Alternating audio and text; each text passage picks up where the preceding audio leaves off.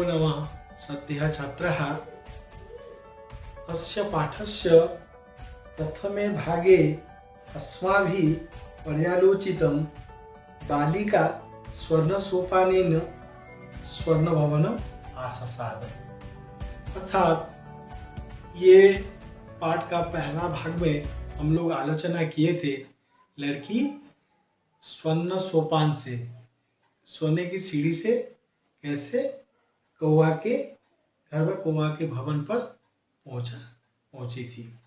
तो अभी उसका द्वितीय भाग इदानीम अस्य पाठस्य द्वितीय भागम पर्यालोचना कुर्मः। अभी उसका सेकंड पार्ट पर्यालोचना कर रहे हैं।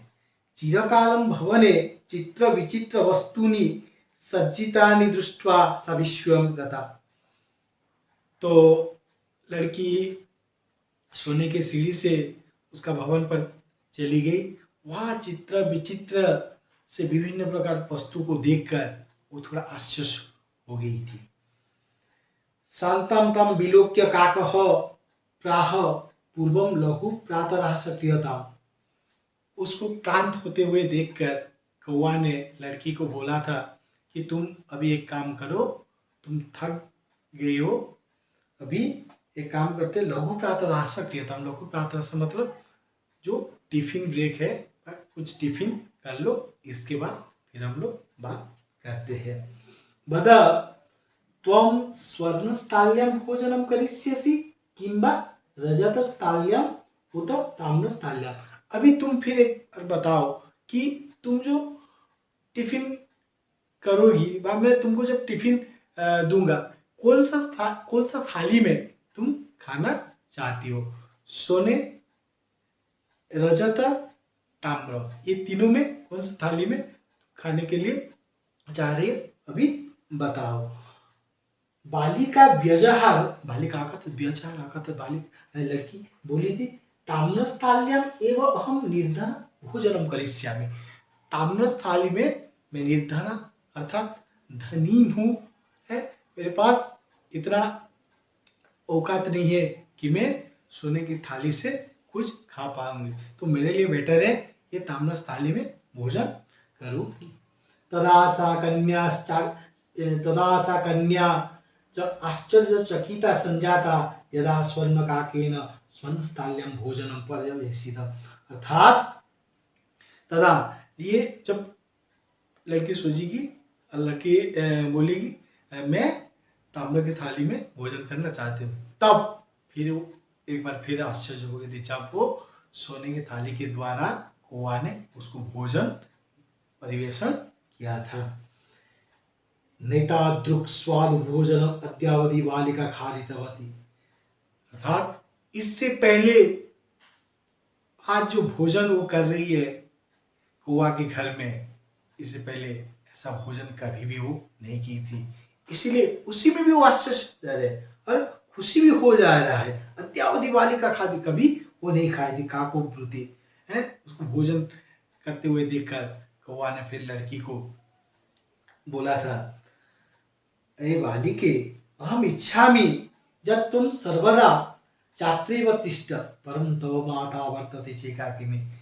लड़की मैं चाहता हूँ कि तुम मेरे साथ हमेशा रहो, लेकिन क्या करे तुम्हारी मम्मी घर में अकेली है, अतः तुम शीघ्र एवं स्वगृहं गच्छ, इसीलिए तुम शीघ्र ही अपना घर को जाओ। इत्युक्त्वा काकः कक्षाभ्यन्तरोत्थिष्ठ मंजूषा निश्चार्यतां प्रत्यवद। ये बोलकर कौवा ने अंदर जाकर अंदर से 3 पेटी को लाकर लड़की को बोला था, बालिके यथेच्छं गृहाण मंजूषा में कहा है, जो इच्छा एक पेटी को तुम ले जा सकती हो। लघुतमा मंजूषा प्रगृह्य बालिकाया कथितम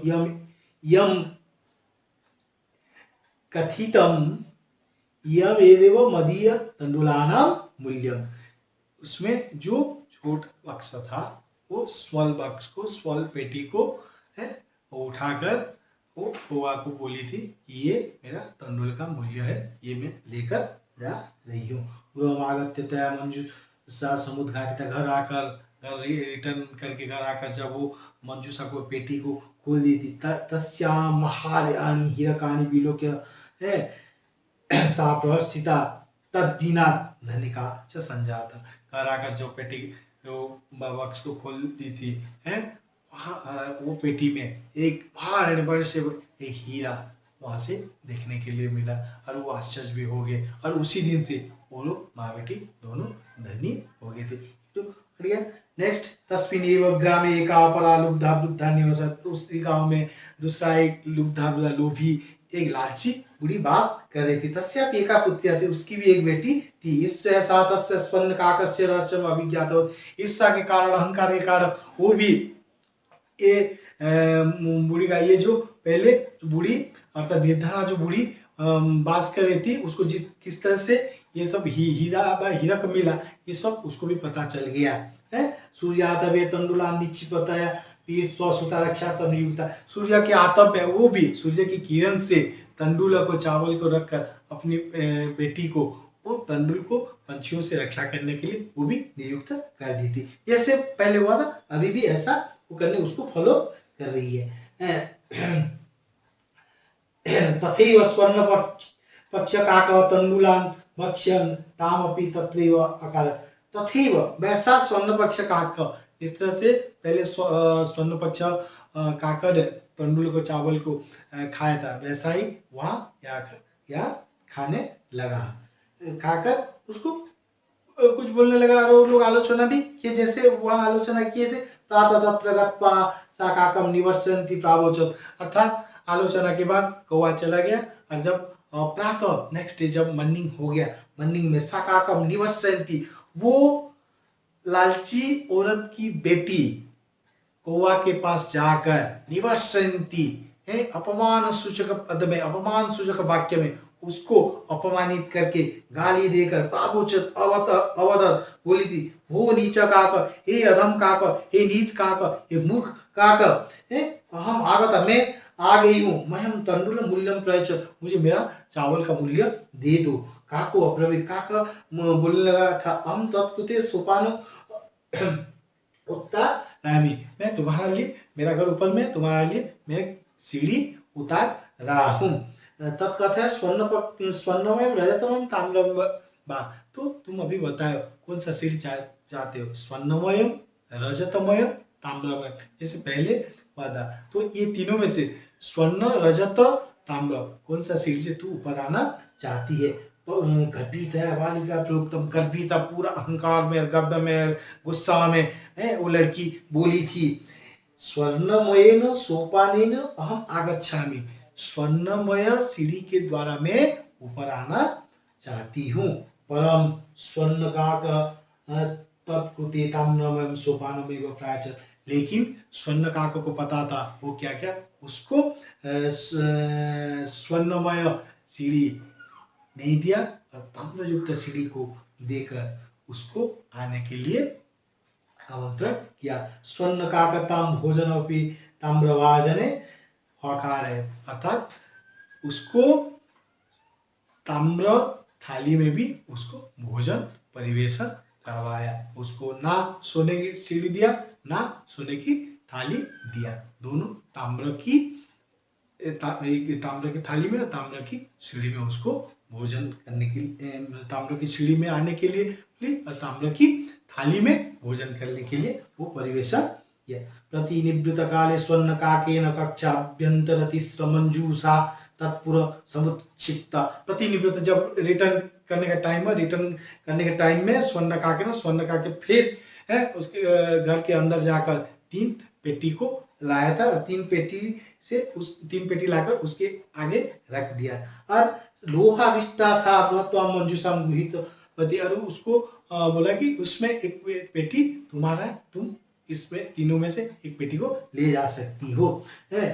लोभाविष्टा सा मंजूषा गृहीत पति, लोभ में आविष्ट, लोभ में संपृक्त होकर वो लालची बूढ़ी की लालची बेटी जो बिग बॉक्स जो बक्सा था उसको लेकर घर आ गई थी। वो हम आगत्य सा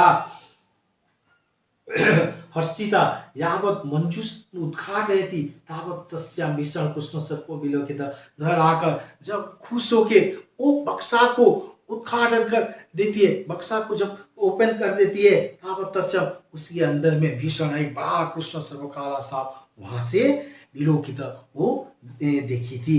लुब्धया बालिका लोभस्य फलं प्राप्तम, लुब्धया बालिका है लालची, जो लालची जो लड़की थी वो लोभ का फल को पा गया था। तदनंतरम सा लोभम परित्यजत, इसके बाद वो लोभ को परित्याग कर दी थी।